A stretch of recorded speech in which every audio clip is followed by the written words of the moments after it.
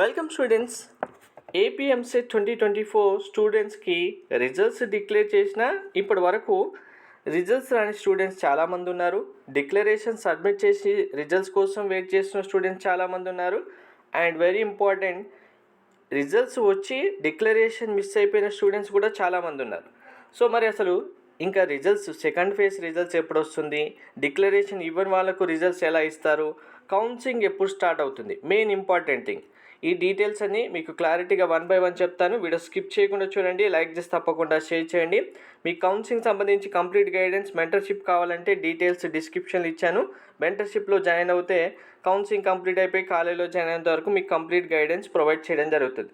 So first thing, second phase results ఎప్పుడు వస్తాయంటే మనకు ఆల్రెడీ డిక్లరేషన్ 19th వరకే కంప్లీట్ చేశారు కాబట్టి ఆ టైంలోపు సబ్మిట్ చేసిన స్టూడెంట్స్ అందరికీ రిజల్ట్స్ ఎప్పుడైనా డిక్లేర్ చేయడానికి ఛాన్స్ ఉంది. వెయిట్ చేస్తుంది, ఎందుకంటే ఆర్జీకేటీ స్టూడెంట్స్కి వాళ్ళ రిజల్ట్స్ రాలేదు కాబట్టి వాళ్ళకి రిజల్ట్స్ వస్తే వాళ్ళతో పాటు ఈ స్టూడెంట్స్ అందరికీ కూడా రిజల్ట్స్ ఇవ్వాలనేది వెయిట్ చేస్తున్నారు. వాళ్ళకు ర్యాంక్స్ వస్తే ఆర్జీకేటీ స్టూడెంట్స్ అందరికీ మంచి ర్యాంక్స్ వస్తాయి. లాస్ట్ ఇయర్ కూడా అలానే వచ్చాయి కాబట్టి నెక్స్ట్ ఇంకా మేము డిక్లరేషన్ సబ్మిట్ చేయలేదు, మాకు ఎప్పుడు వస్తుంది మళ్ళీ ఛాన్స్ అంటే కనుక ఏపీఎంసెట్లో సెకండ్ ఫేజ్ రిజల్టే కాదు థర్డ్ ఫేజ్ రిజల్ట్స్ కూడా వస్తాయి. థర్డ్ టైం కూడా డిక్లరేషన్ ఉంటుంది. ఇంకా వీటి తర్వాత బైపీసీ స్టూడెంట్స్కి 4th 5th టైం కూడా ఉండడానికి ఛాన్స్ ఉంటుంది, ఎంపీసీ స్టూడెంట్స్ తర్వాత కూడా. సో ఎవరు వరి అవ్వకండి, డిక్లరేషన్ సబ్మిట్ చేసేంత వరకు రిజల్ట్స్ వచ్చేంత వరకు ఈ ప్రాసెస్ కంటిన్యూషన్లో ఉంటుంది.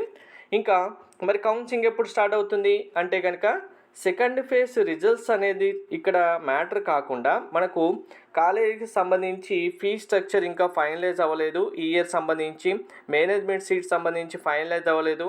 కోర్టులో కేసు ఉంది, అది పెండింగ్లో ఉంది.